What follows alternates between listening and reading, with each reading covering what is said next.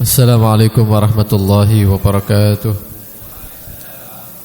Bismillah walhamdulillah wassalatu wassalamu ala Rasulillah Sayyidina Maulana Muhammad ibn Abdullah wa ala alihi wa sahbihi wa man walah wa la hawla wa la quwwata illa billah, amma ba'd. Alhamdulillah diberikan panjang umur oleh Allah Subhanahu wa taala. Alhamdulillah diberikan kesehatan oleh Allah Subhanahu wa taala. Diberikan taufik, kekuatan, hidayah, petunjuk oleh Allah Subhanahu wa taala bisa menghadiri majlis ilmu. Mudah-mudahan menjadi ilmu yang bermanfaat, menjadi amal yang diterima oleh Allah Subhanahu wa taala. Amin ya rabbal alamin. Hadirin hadirat yang dirahmati Allah Subhanahu wa taala, melanjutkan pembacaan kitab Risalah Adab Sulukil Murid karya Al-Imam Abdullah bin Alawi Al-Haddad.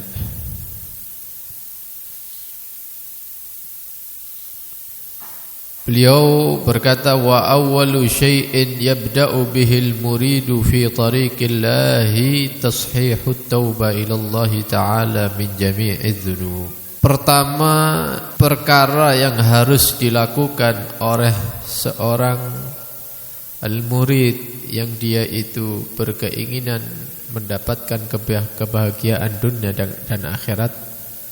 Siapa yang ingin mendapatkan kebahagiaan dunia dan akhirat, maka pertama kali yang dia lakukan adalah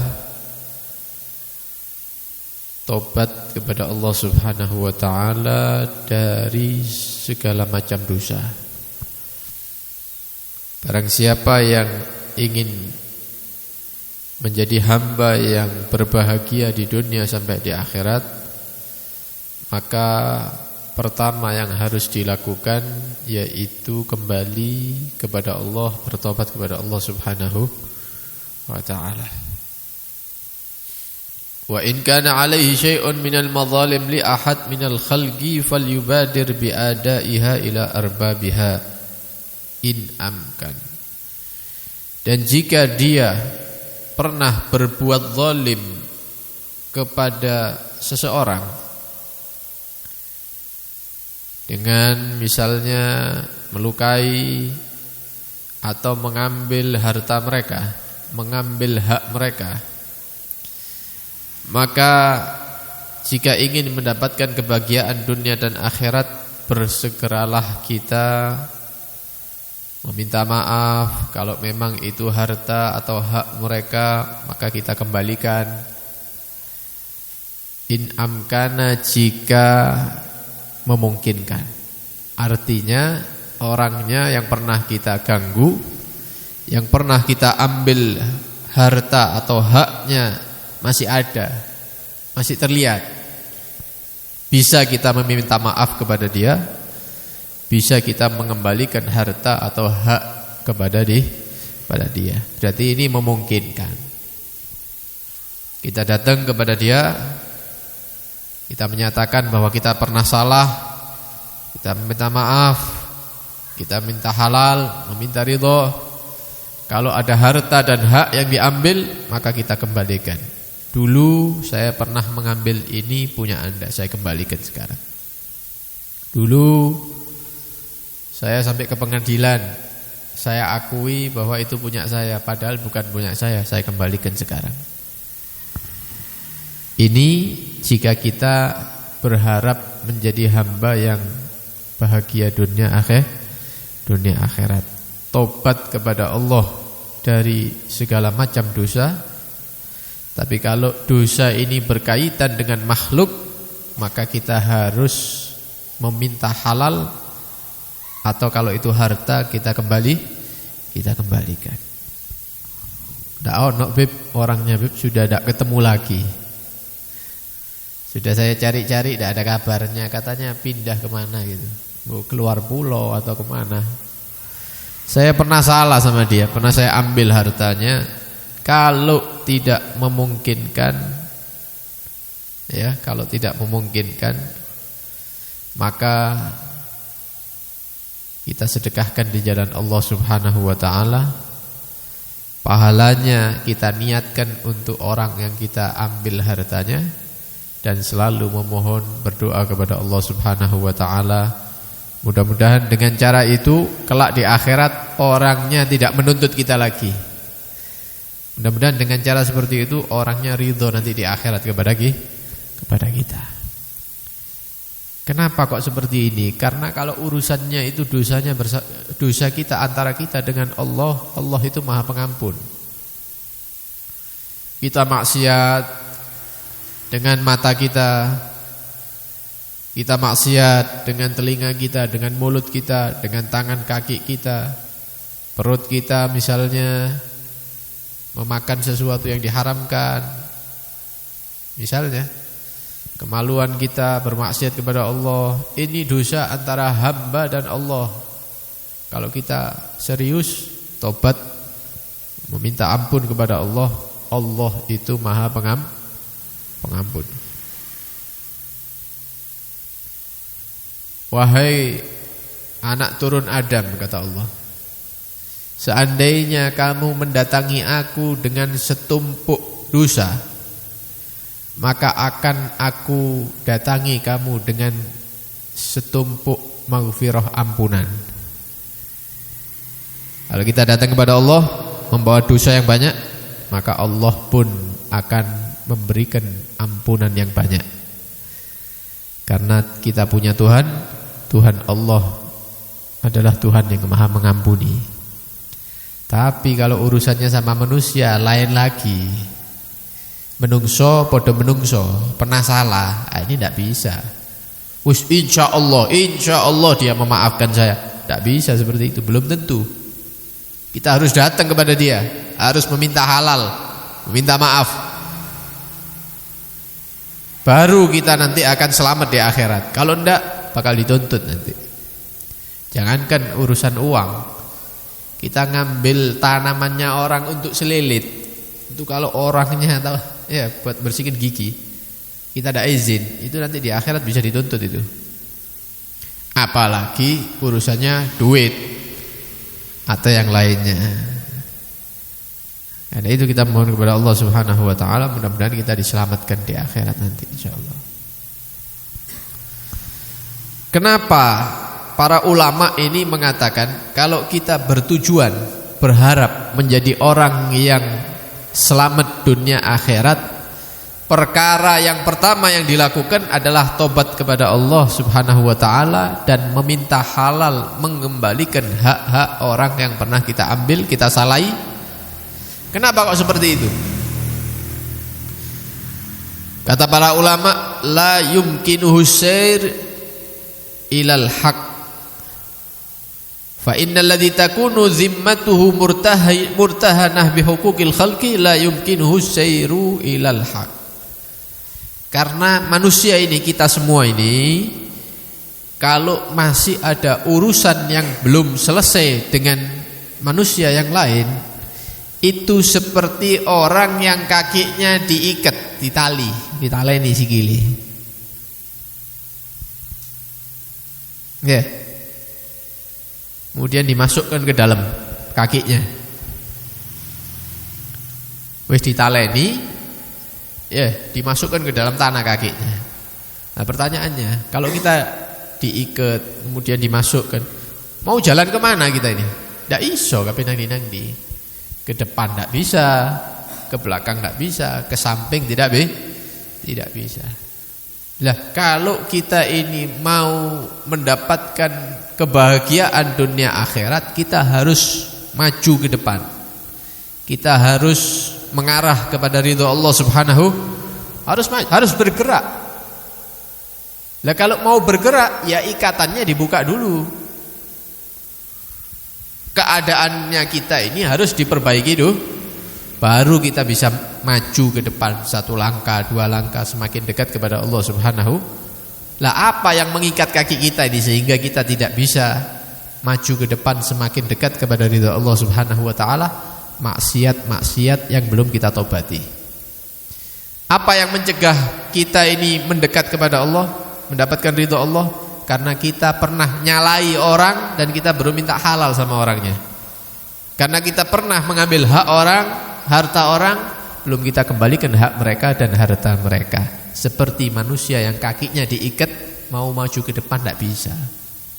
Tiba lugur. Dibuka dulu talinya, baru kita maju ke depan. Bagaimana cara membukanya? Tobat kepada Allah dari segala dosa yang pernah kita lakukan dan minta halal kepada manusia yang kita salahi. Kita kembalikan harta dan hak mereka yang pernah kita ambil. Itu sama buka ikatan kaki. Alhamdulillah saya sudah tobat. Alhamdulillah saya sudah minta ampun kepada Allah. Alhamdulillah saya sudah minta halal kepada orang-orang yang pernah saya salahi dengan mulut saya, dengan perbuatan saya. Alhamdulillah haknya mereka, hartanya mereka yang pernah saya ambil sudah saya kembalikan. Saya mau jadi orang baik sekarang. Nah, ini benar yang seperti ini. Makanya kita ini tidak bisa jadi seperti orang-orang dulu. Banyak orang soleh dulu, banyak para kiai kita, para habaib kita, orangnya itu dari wajahnya sudah kelihatan kalau orang-orang yang dekat kepada Allah Subhanahu wa ta'ala. Seperti di Pasuruan ada Kiai Abdul Hamid. Itu sak Pasuruan menyaksikan bahwa beliau itu adalah orang yang dekat dengan Allah. Kenapa? Yaitu tadi jalannya sesuai dengan yang diatur oleh Allah, jalurnya sesuai yang diatur oleh Nabi SAW, jalurnya sesuai yang diatur oleh para ulama. Tidak pernah salah ambil uang, tidak pernah ngambil haknya orang, tidak pernah melakukan dosa, dirinya dijaga terus supaya tidak bermaksiat. Jadilah Kiai Abdul Hamid dan kiai-kiai yang lain dan para habaib yang lain yang mereka itu dekat dengan Allah Subhanahu. Lah kita ini kan salah jalan. Kita ini tidak sesuai aturan. Ya benar dia itu ke masjid 5 waktu, ke musola sholat berjamaah 5 waktu, betul memang. Kalau sudah di musola itu pegang tasbih dia, wirid, zikir, gaya serban. Kalau ada maulid, hadir maulid.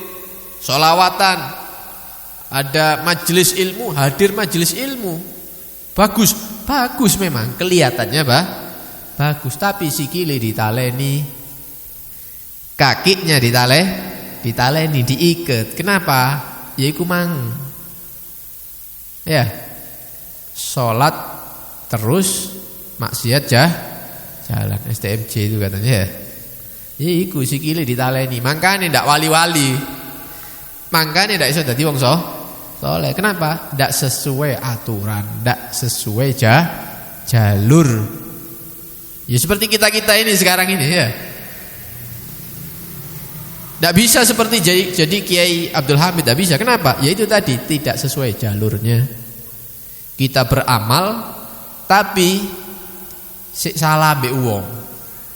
Kita sholat berjamaah, zikir, wirid, sholawat dan seterusnya.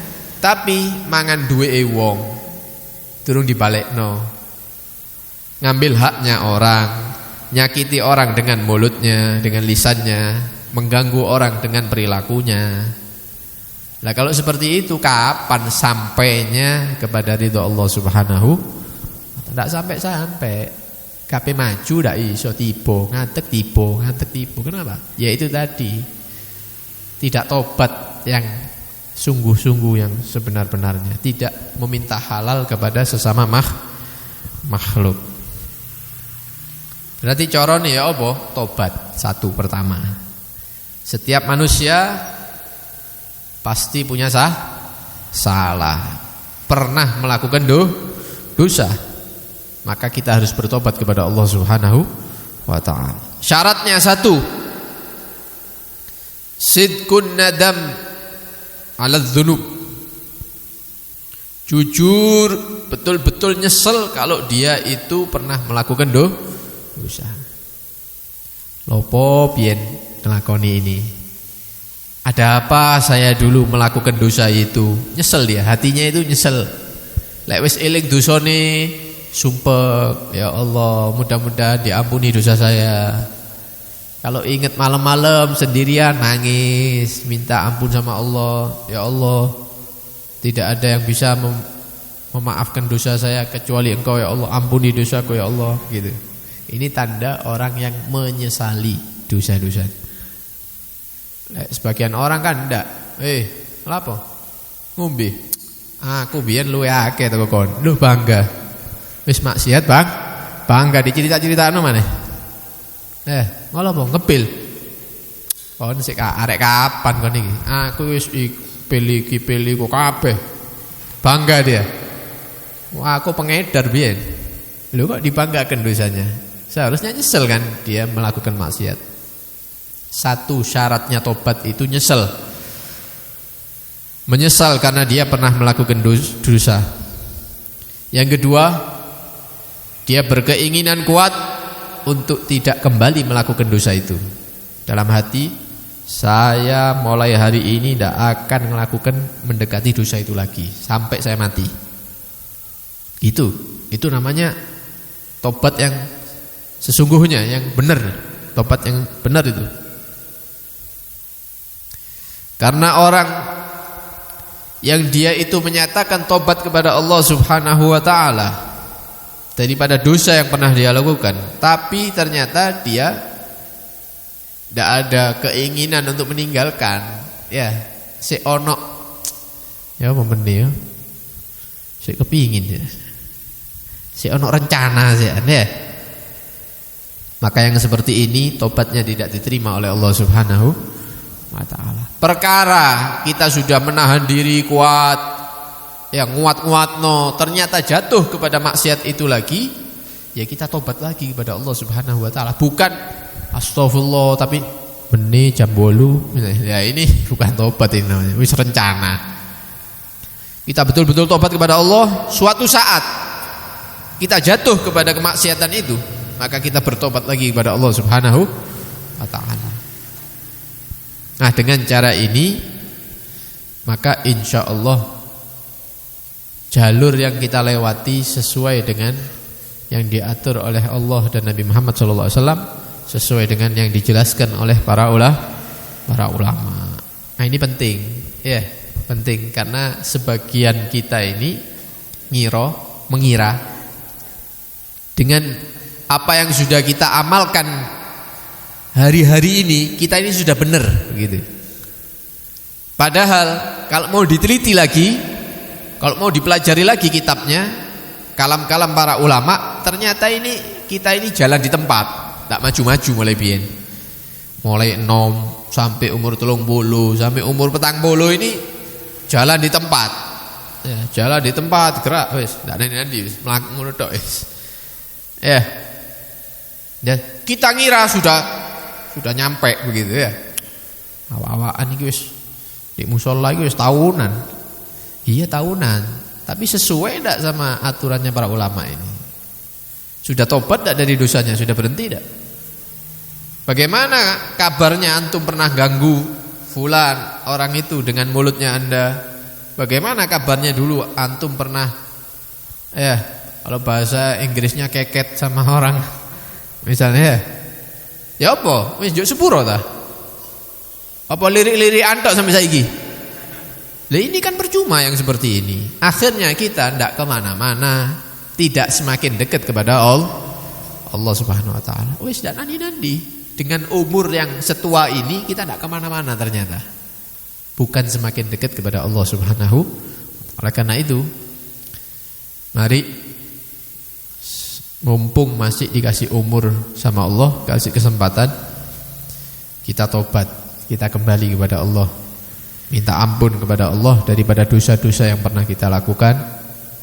Mudah-mudahan tidak kembali kepada dosa itu lagi sampai kita berjumpa dengan Allah Subhanahu wa taala. Mudah-mudahan dikasih kekuatan, kemudahan oleh Allah Subhanahu wa taala, bisa meminta maaf, meminta halal kepada orang-orang yang kita salahi, bisa mengembalikan hak dan harta orang-orang yang pernah kita ambil harta atau haknya, sehingga ibadah-ibadah yang kita lakukan setelah kita tobat, setelah kita minta halal, setelah kita mengembalikan hak mereka, ibadah ini ya membuat kita semakin mendekat kepada ridha Allah Subhanahu wa ta'ala, menjadi orang-orang hamba-hamba yang selamat di dunia, selamat di akhirat, bahagia di dunia, bahagia di akhirat. Amin ya rabbal alamin.